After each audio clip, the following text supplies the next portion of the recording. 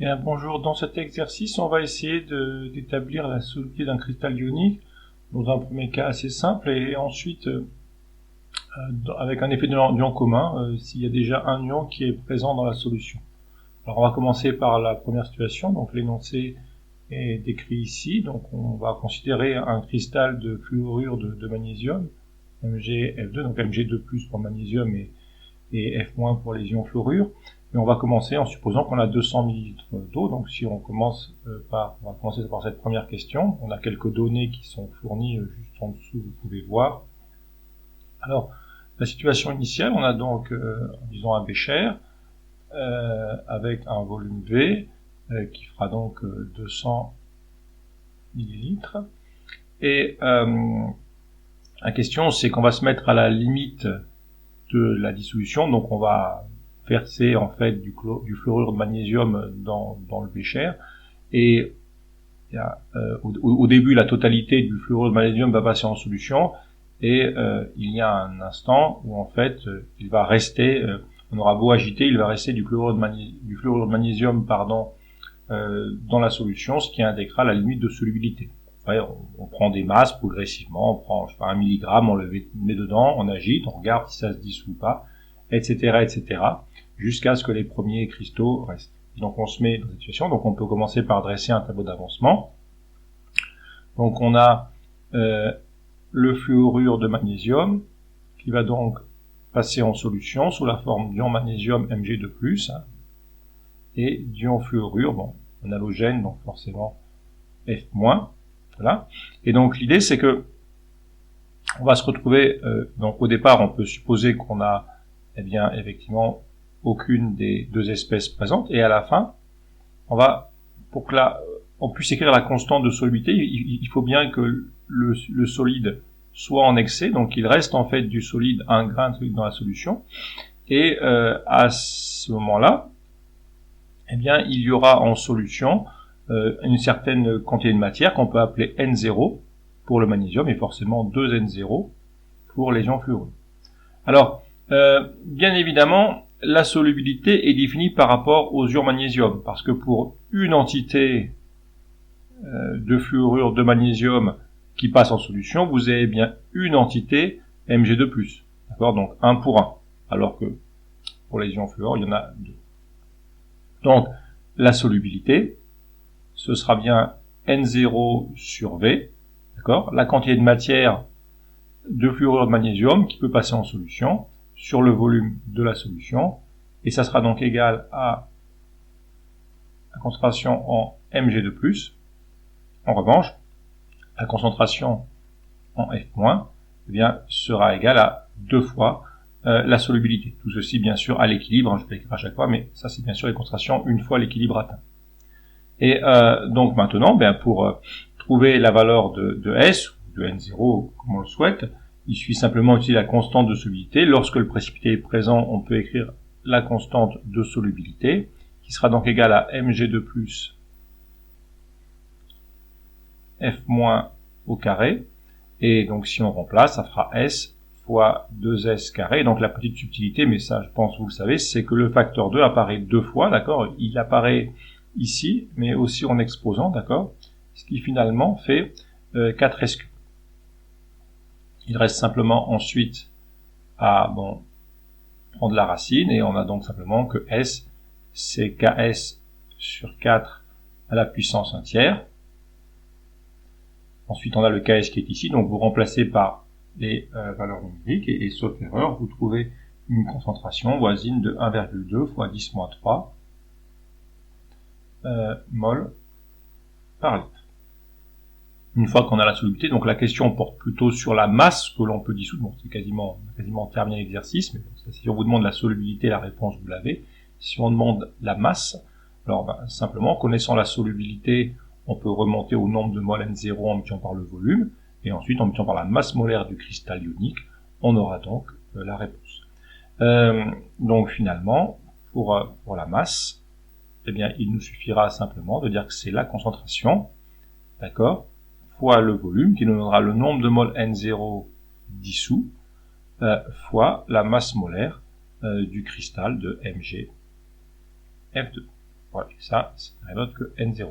Donc simplement, ça va vous faire donc 1,2 fois 10-3 fois 0,2 en remettant le volume en litres, fois la masse molaire qui est de 62 grammes par mol, et bon, tout calcul fait, on arrive à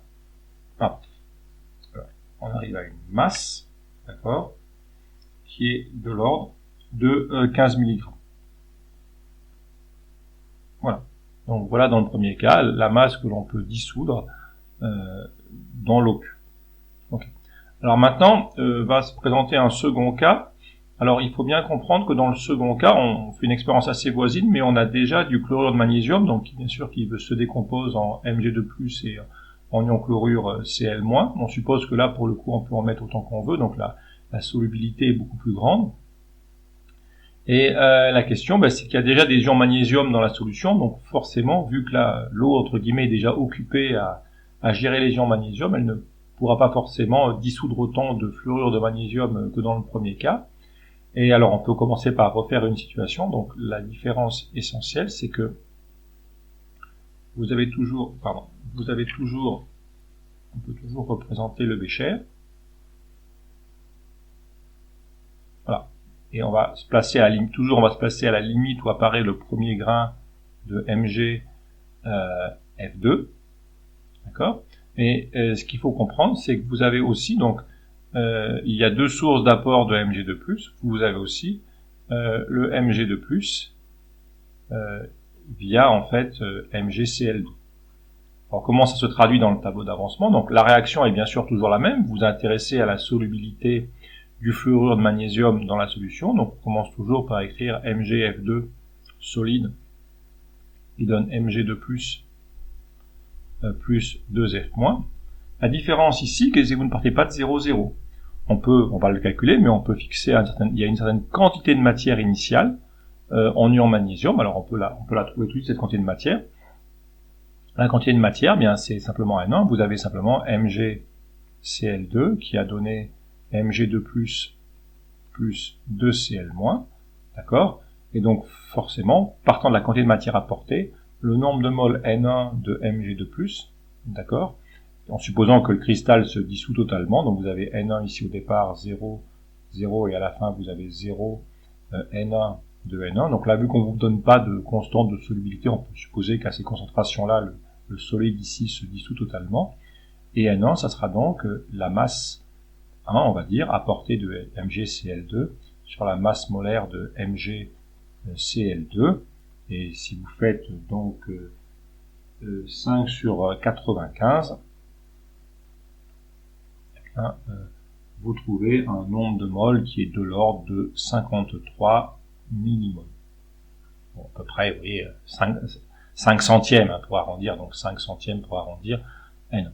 Alors on peut déjà noter que ce 53 millimoles, il est vraiment, alors que ici, si on regarde ici le N0 qu'on avait ici, si on compare au N0 qu'on a là, vous voyez que ici on avait du 1,2 fois 10-3 fois 0,2 fois 2, donc on était de l'ordre pour le N0 de 2,4 fois 10-4 mol.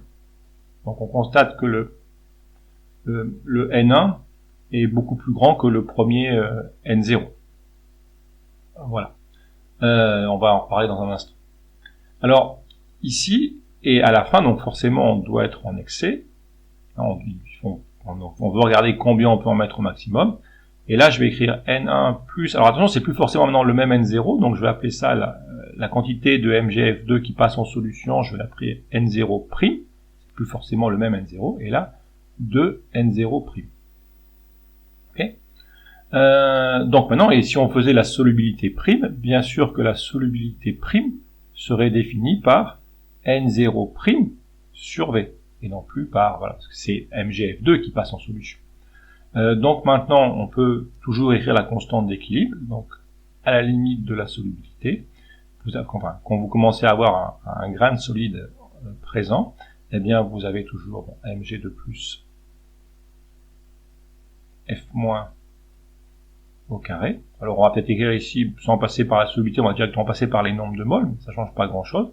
Donc ça ferait N1 plus N0' sur V fois, donc si on reprend ici, bien, de la même façon que tout à l'heure, on aura bien sûr donc les donc 2 n0' sur V, mais le tout au carré.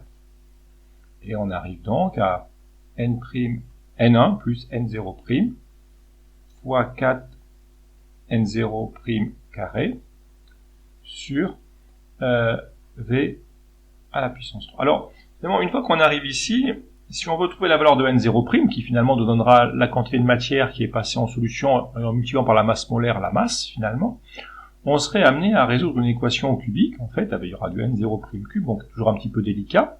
On peut faire ça numériquement, bien sûr, sinon, mais j'en veux plus délicat. Alors, il y a une petite astuce ici. Alors, revenons sur ce qu'on a dit tout dans un instant. On a N1, on a ce terme-là, on va regarder un peu ce terme-là. N1 fois plus N0'. N1, on voit que c'est 53 millimoles. Et puis le N0, alors pas le N0', mais le N0 d'avant, eh bien, vous voyez que c'était de l'ordre, disons, de 2 fois 10 moins 4. Donc on voit bien que, alors, attention, pour l'instant, c'est pas le N0, mais je sais que N1 est très très grand devant N0. Or, ce qui est certain, N0', on l'a pas, c'est ce qu'on cherche, mais N0' ne va pas être plus grand que N0, parce que vous avez déjà des ions magnésium dans la solution, donc forcément, vous pourrez, l'effet d'ion commun va faire que la solubilité du chlorure de magnésium va s'en trouver réduite. On le verra à la fin, mais il est évident que vous avez déjà un ion qui est présent dans la solution, eh bien, il est évident que, on peut aussi le voir mathématiquement au niveau de l'équation, mais il est assez évident que on a forcément N0 qui sera supérieur à N0'. Donc, de ces deux relations, on tire forcément que N1 est forcément très grand devant N0', même si on n'a pas encore calculé N0'. Et donc, la petite astuce, bon, on le vérifiera à la fin, mais ça paraît très légitime. Donc, cette hypothèse-là paraît très légitime. Encore une fois, il n'y a pas d'impossibilité à résoudre le problème d'un point de vue numérique, mais pensons à un sujet, par exemple, sans calculatrice, il faudrait bien réussir à faire une approximation raisonnable. Ça fait donc environ 4. Donc, je vais négliger, en fait, le n'0 par rapport au n1, et ça fait 4n1, n0' carré, sur v à la puissance 3. Je peux donc maintenant extraire le n0', et de ceci, je trouve que le n0', ça sera donc ks v à la puissance 3, sur 4n1, et il faut que je prenne la racine, bien sûr. Voilà. Donc après, il suffit simplement, le n1 on l'a ici, le volume c'est 200 ml, donc 0,2, le ks c'est toujours le même ks, facteur 4 d'accord, vous prenez la racine, et on obtient, tout calcul fait, n0', qui est de l'ordre de 1,6 fois 10-5. Voilà. Et vous voyez que par rapport au cas précédent, eh bien, n0' est à peu près nettement plus faible, à peu près 10 fois plus faible que même plus que 10 fois plus faible, d'accord, que le N0 précédent. D'accord, on est passé du 10-4 à 10-5, donc ce qui confirme bien notre hypothèse. Et en particulier, vous voyez que le N0' de l'ordre de 10-5 mol est très petit devant le, disons, 5 fois 10-2 mol, à peu près un facteur 1000. Donc, vous voyez que l'approximation au millième, avec des données qui sont fournies à 2 chiffres, est parfaitement légitime. Donc voilà pour ce premier résultat. Et ensuite, si on veut la masse, finalement, et donc finalement, si je veux la masse, donc je vais appeler ça M', la masse qui est passée en solution, ben c'est donc N0' fois la masse molaire de Mg et donc ça fait simplement 1,6 fois 10-5 fois les 62, d'accord, bon, 1,6 fois 6, on va pas être très loin de 100, et 10-3, donc on peut sans doute conclure, d'accord, on aura 100 et 10-5, donc de l'ordre de 10-3, donc on peut vérifier, mais on a un résultat qui est voisin de, pardon, pas 1 gramme, mais 1 milligramme. Voilà. Et on voit que l'effet d'ion commun a très fortement réduit la solubilité du cristal dans la solution. Voilà pour le calcul. Donc si on reprend, donc le premier exercice, on suppose qu'on verse jusqu'à voir apparaître le précipité, et là ça nous fait une masse, c'est comme ça qu'on ferait l'expérience. Il faut faire attention aux facteurs, donc plusieurs remarques importantes ici. Les points importants, c'est comment définit-on la solubilité. La solubilité doit être définie par rapport au cristal ionique, donc bien regarder l'espèce qui a le même coefficient que le cristal ionique. Voilà. Ne pas oublier les facteurs 2, donc prendre le temps de bien vérifier qu'il y a plusieurs facteurs 2, le facteur 2 qui apparaît ici et là, c'est assez classique. Et après, bon, petit calcul assez élémentaire. Et lors de l'effet d'ion commun, faire attention que, voilà, il y a une quantité de matière au départ qui est ici.